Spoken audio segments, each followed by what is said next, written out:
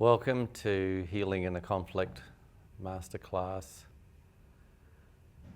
focusing on relationships using Healing in a Conflict principles. Before I get into the Healing in a Conflict principles, it's worth addressing what happens for many counsellors, which is they start off counselling and then either the person they're counselling says, I'd like to bring my partner in, or someone calls up who happens to be a couple and says, can you help? And because we're such helpful people, we say yes. And I'd just like to make it clear that if you think working with one person has its challenges, would it be accurate to say that working with two people is twice as challenging? No, it's 100 times more challenging.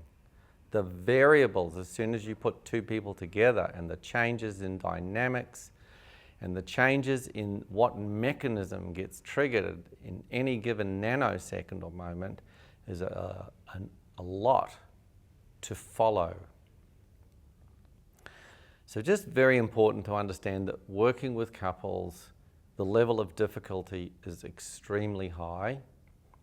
The Healing in a Conflict principles simply help to deal with the usual sort of things that happen when you're working with a couple. Now, by this stage, having already worked on the 1, 2, 4, 8 of Healing in a Conflict principles, you've got a fair idea of how to take an individual from what their disturbance is, what it is that they've come in the door for, their desired outcome, and show them what it is that they're going to need to be able to intervene with internally when they get triggered in order to be able to get a different outcome in their lives, either internally or externally. When you're working with relationship, you want to pare things down to what is going on in each of the individuals as they interact with each other. In order to do that, you really have to slow things down to a large degree. And in order to do that, you have to have a mandate right from the start to have that role to slow things down. And we'll talk about that as we go through these 12 ways of working that are going to help you take a lot of complexity and what looks like a big mess and be able to sort and sift through it moment by moment to get each of the individuals in the couple to see what it is that goes on, what it is that's getting triggered, what they need to be able to deal with internally, and what they're going to need to be able to bring back in order to be able to deal with the conflicts in the relationship in a different way that's effective and sensitive. So we're just going to have a look at what the sorts of things are that we as counsellors are challenged by when we're working with a couple. And I'm going to be working on the whiteboard with some of those things so that at the end of this we'll check with the whiteboard to see, have we addressed everything that is going to be needed to maximize the likelihood of how we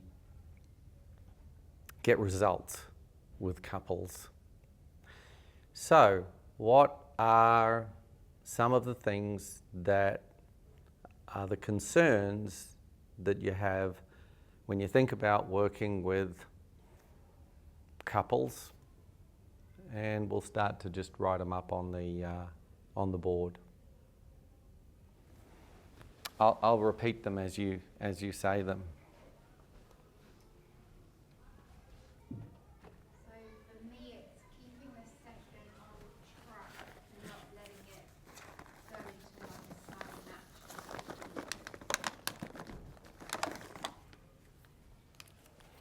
Keeping it on track. Yeah, being able to intervene and keep. Right? So the concern is that it's going to get out of control. Yeah. Which is going to turn into he said, she said, and... Well, on a certain level, you want them to be saying he said, she said. It's how they're doing the he said, she said. And what you're talking about is the concern about things getting out of control. Now, what are some of the ways that things can get out of control? Anyone? Fighting. Yes, but when we're talking healing in a conflict, we want to be specific about what fighting is. Fighting could be all sorts of things. What are you describing? What are you worried is going to happen in the room when people are fighting? Unresolved issues from the past. Yep. But you're going to assume that. I still want, what does fighting mean? Because this is the... Shouting. Gotcha. Shouting. What else? Refusing to listen. Refusing to listen. What else?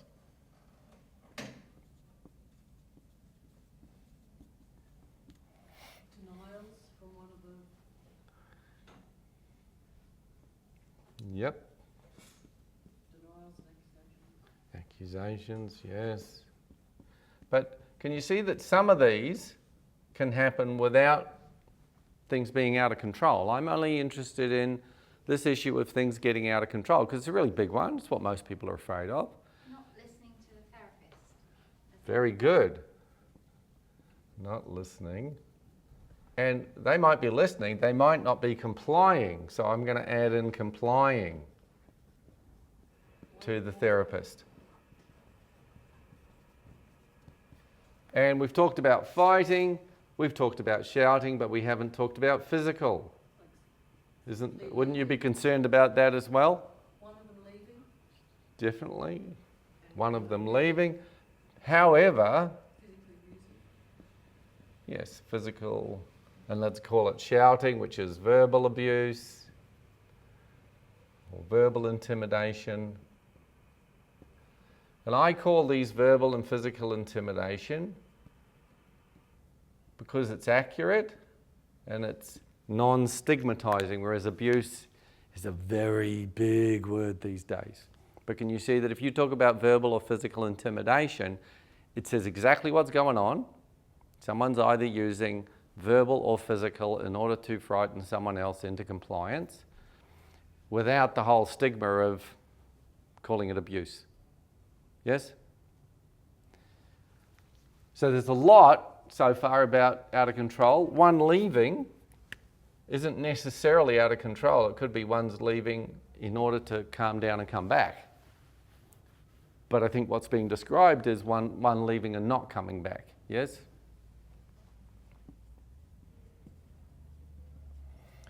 Okay. Is that it for what fears about? Well, if one of the people starts blaming the therapist, like you're taking sides. Yes. Blaming the therapist.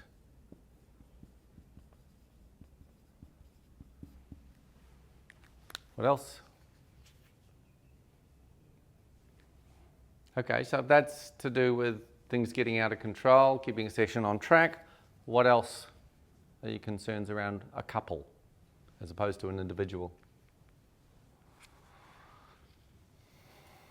Making sure one doesn't kind of get neglected because the other one's a bit of a diva, or not in a bad way, but just they, So a level of equality. yeah.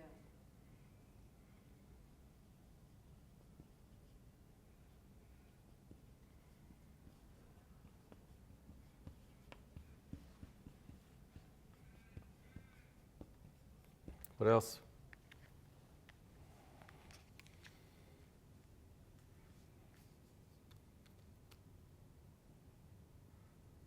That's it. Okay, well, we'll leave it there for later.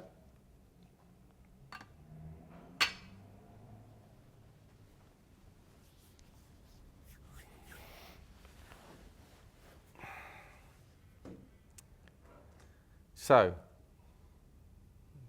everything that's been written down there, I'm going to suggest is likely to get covered by these 12 handrails that when you've got a handle on them, you're going to be able to walk into the room comfortable because you've got a sense of you know what you're going to be able to do no matter what gets thrown at you.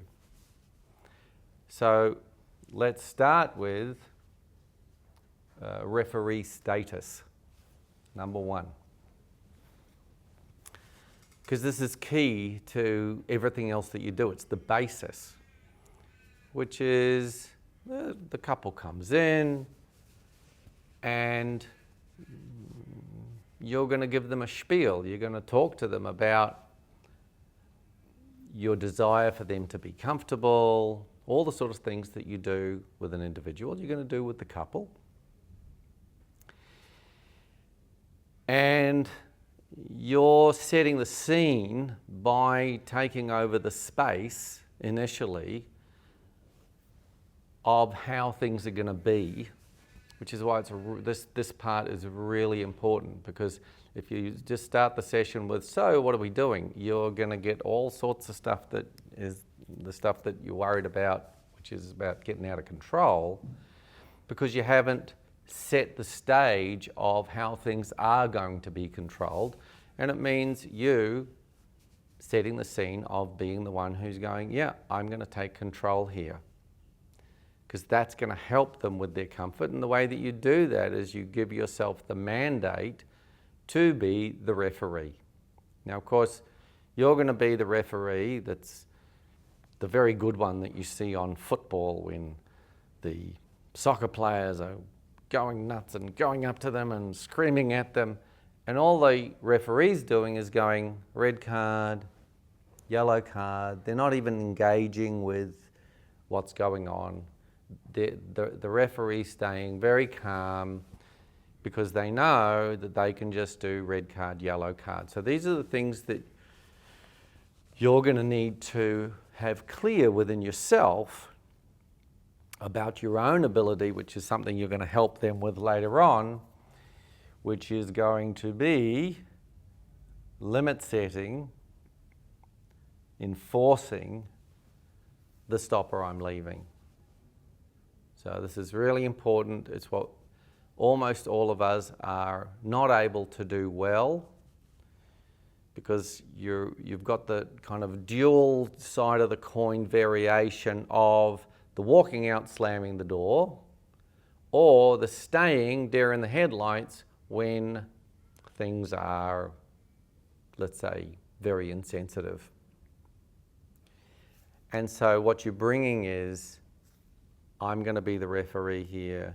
I'm going to be the one that's able to do a timeout, that's able to do a pause. So you're going to be bringing in the necessity to be able to enforce limits by using stop or I'm leaving, which is your ability to stop the session if things get out of hand, call the police if things get out of hand, do whatever it is that you need to do. All the things that they're going to need to be able to do, that you're going to teach them and that you're going to model for them in the way that you begin and set things up as the comfort in the room that says anything can happen here because I'm going to show you how to do this.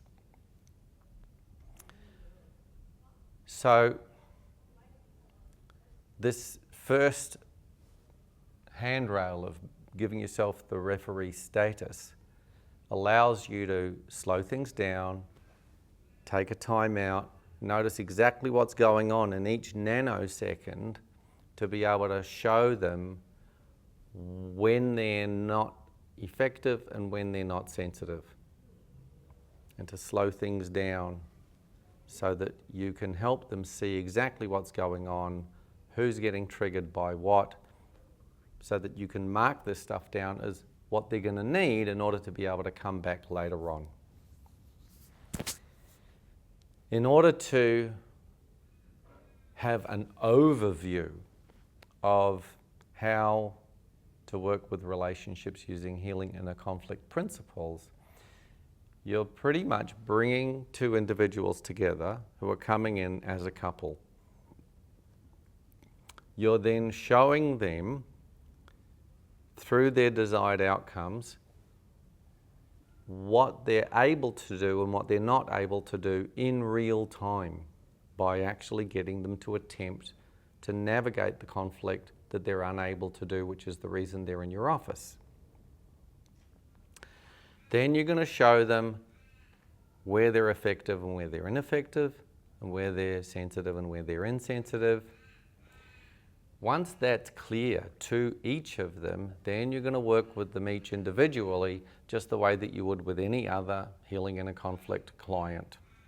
Showing them how they get triggered, getting them to be able to intervene internally, and then coming back together to see the fruits of your labour, to check whether what they were unable to do initially, now having an awareness of their shop front and their back room, their triggers and their ability to intervene effectively internally, to see what they're able to navigate in the way of conflict when they're able to do that.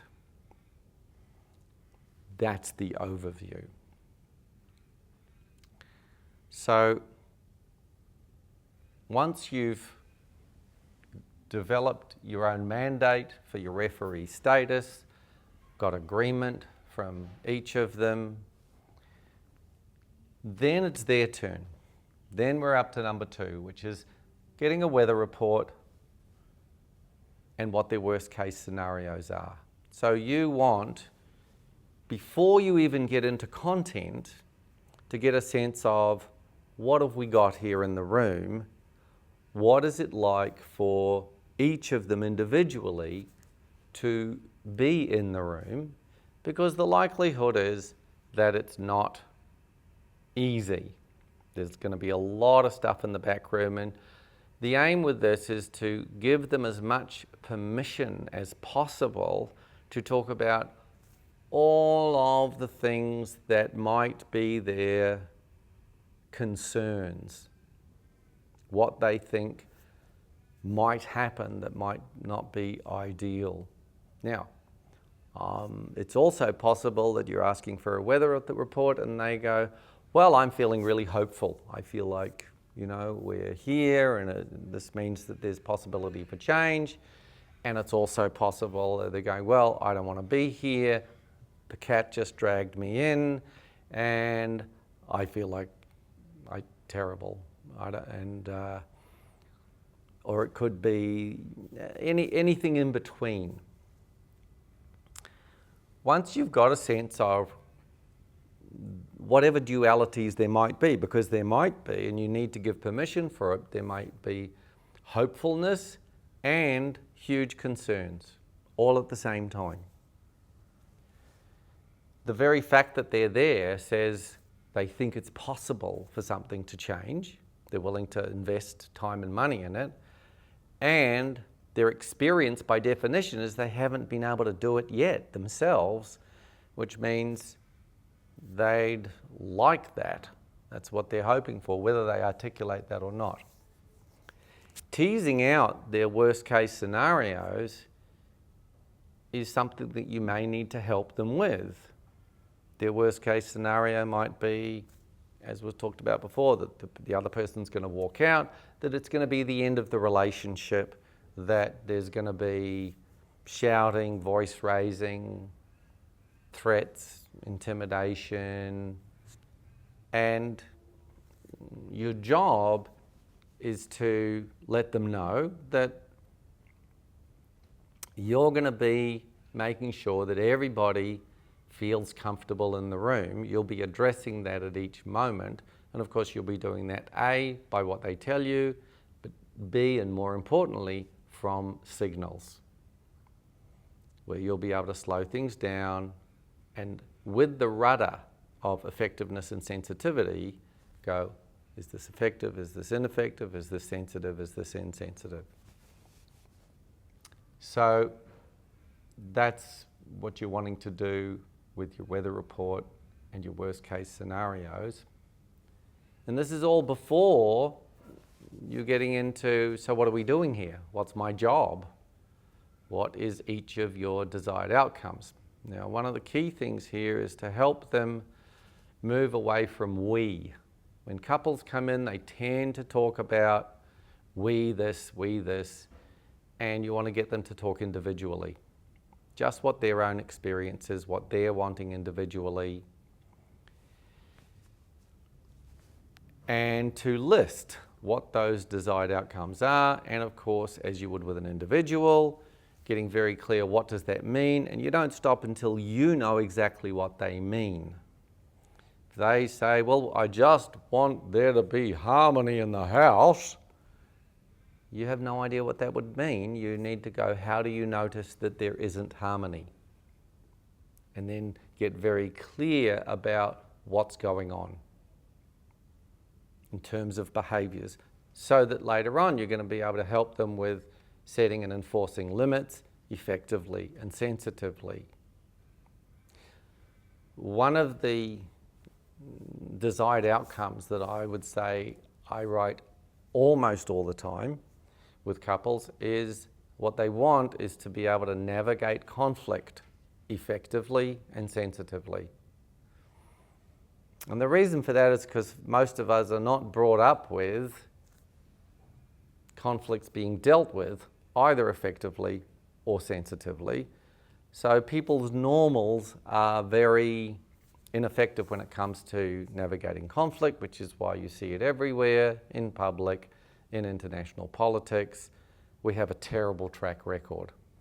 So healing in a conflict is attempting to just get clarity about when you're not able to remain effective or not able to remain sensitive, so that you can begin to see it, notice it, label it, and then be able to intervene.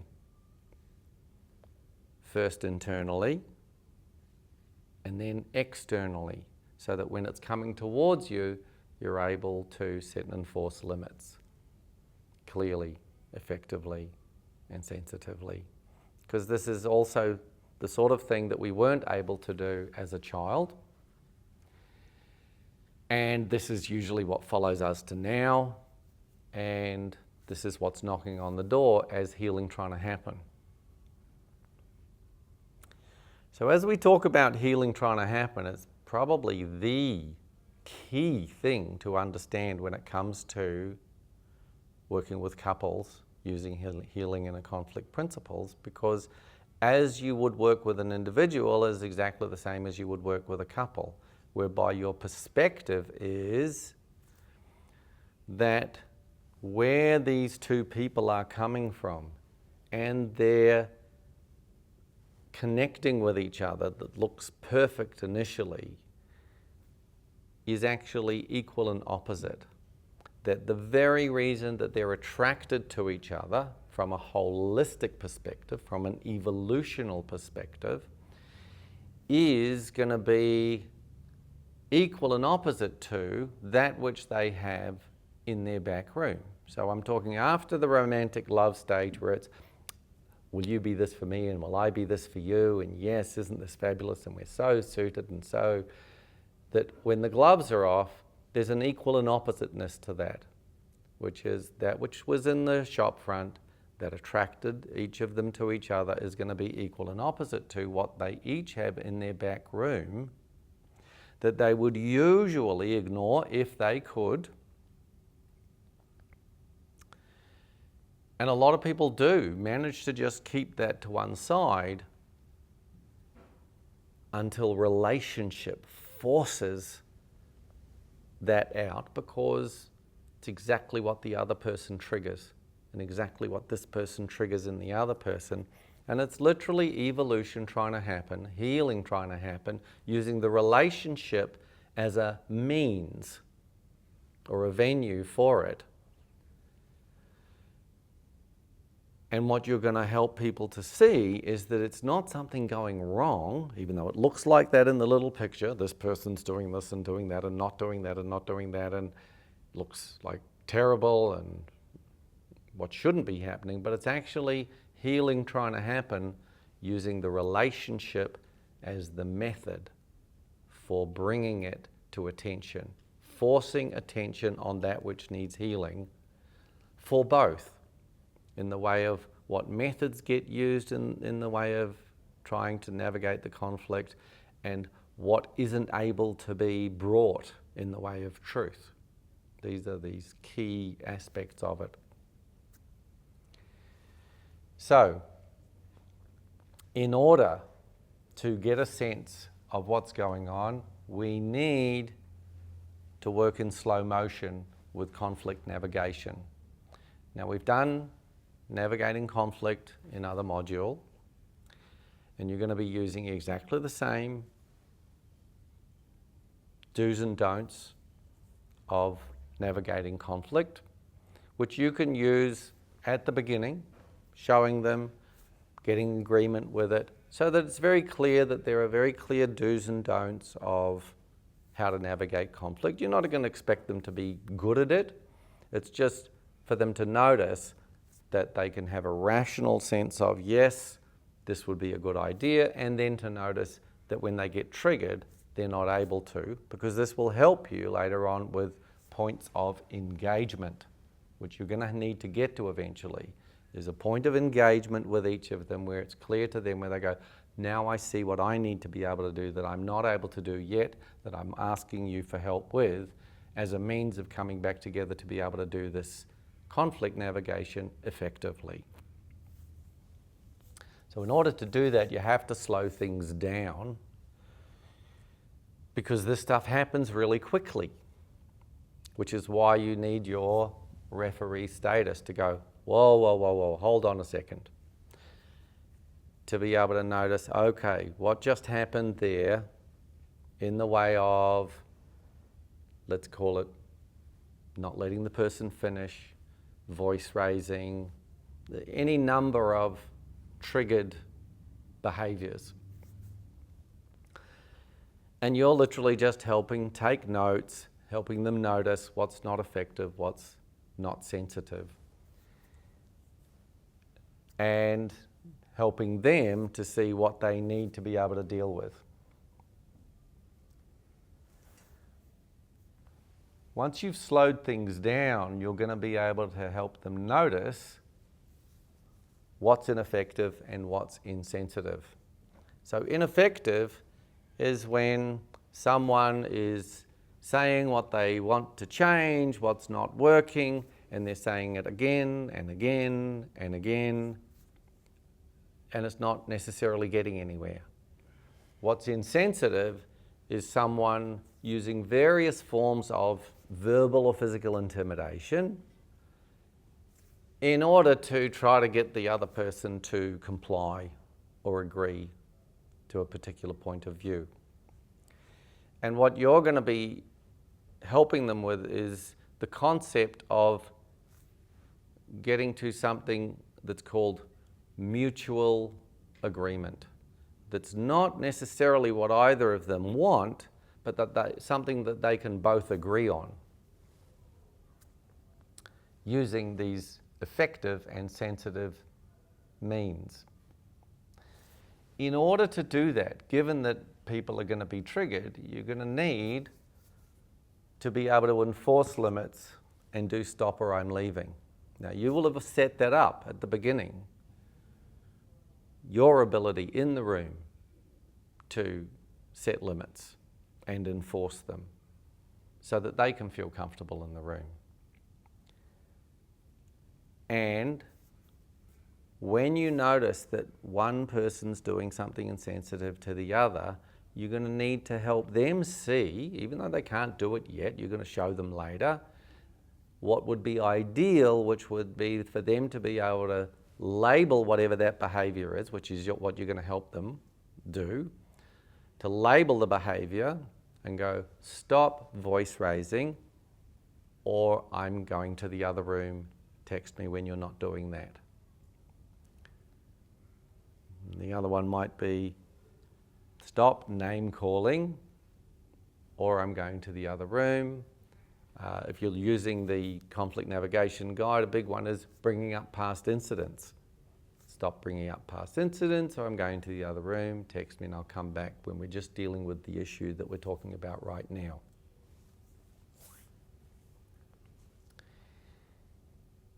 It's a big thing to help people be able to set and enforce limits effectively and sensitively.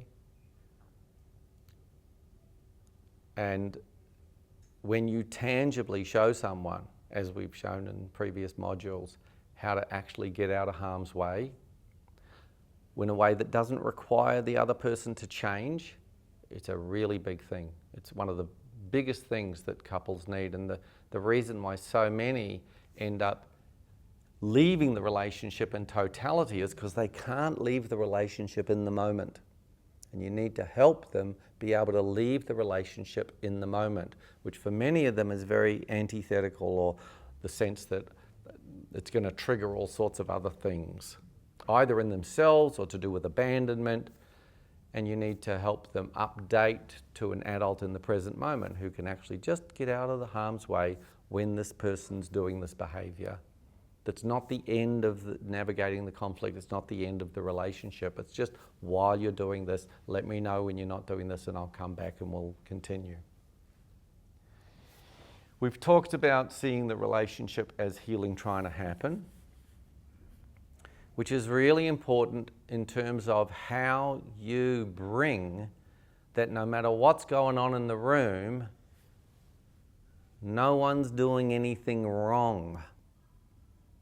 Nothing's going wrong. It's just healing trying to happen. As soon as there's whatever you consider to be the most insensitive behavior that someone's doing, you're already doing the internal work inside your head of which mechanism is being triggered here, where did this person get trained with this, they weren't born like this, this is evolution trying to happen, this is healing trying to happen, using the relationship to squeeze it out.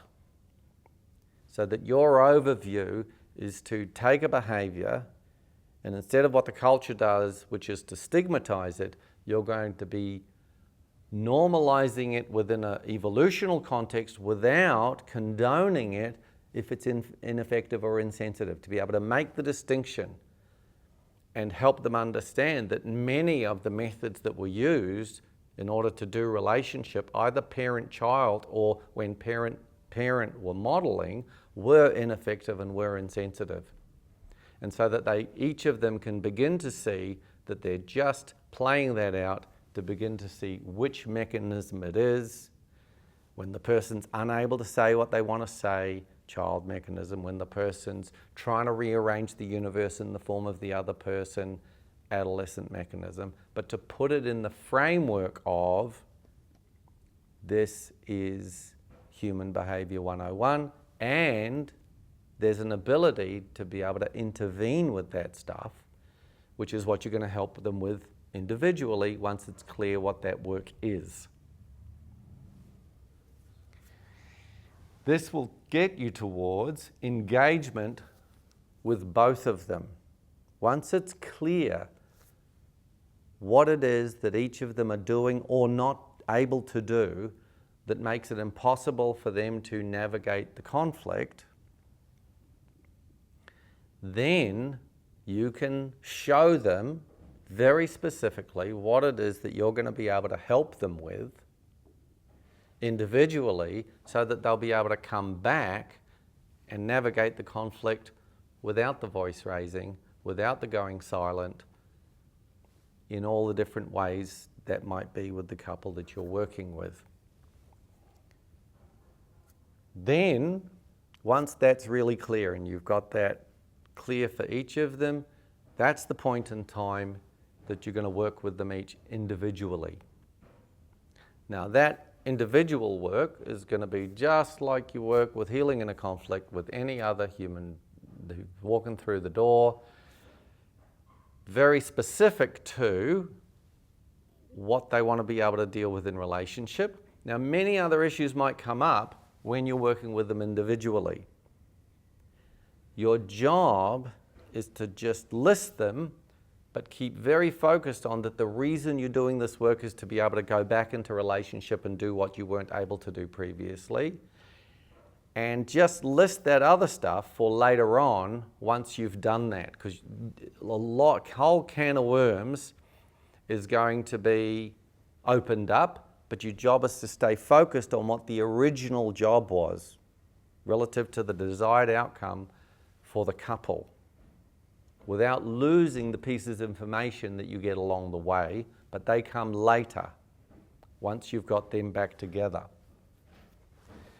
Once you've worked with them each individually to the point of internal intervention, in other words, you've got them to be able to intervene internally, work with exactly what happens when they get triggered, to be able to notice what they can do internally because they know which parts are getting triggered, what mechanism it is, so that in that moment they're either able to get out of the situation, do the inner work, and then come back, or work with it on the spot.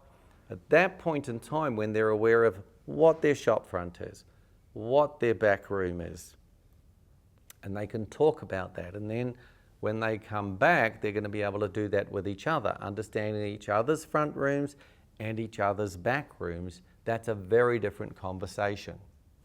So that's when you're going to bring them back together with these new skills. And my experience has been, when I've brought couples back together after that, is very rarely do they need more than 1 or 2 sessions, because everything's changed from what they came in with. And they're able to be the referee using the navigation guide. They're able to intervene internally. They're able to have understanding and compassion for themselves and their partner. They're able to see what's going on as healing trying to happen.